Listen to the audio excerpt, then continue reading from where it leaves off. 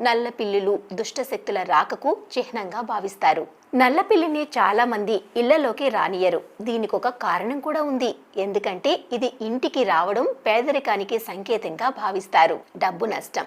ఒక నల్ల పిల్లి మీ ఇంటికి వచ్చి వంటగదిలో పాలు తాగడం అస్సలు మంచిది కాదు. ఎందుకంటే ఇది డబ్బు నష్టాన్ని కలిగిస్తుందని జ్యోతిష్యుడు చెబుతున్నారు. అసంతృప్తికి సంకేతం. మీరు మీ ఇంట్లో నల్ల పిల్లిని పదే పదే చూస్తే అది ఏదైనా అవాంఛనీయతకు సంకేతం కావచ్చు. ఈ సమయంలో మీరు చాలా జాగ్రత్తగా ఉండాలి.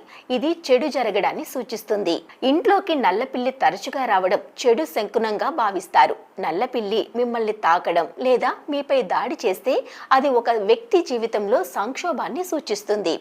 ఇంట్లో నల్ల పిల్లి ఉండడం కూడా దెయ్యాలకు సంకేతంగా భావిస్తారు.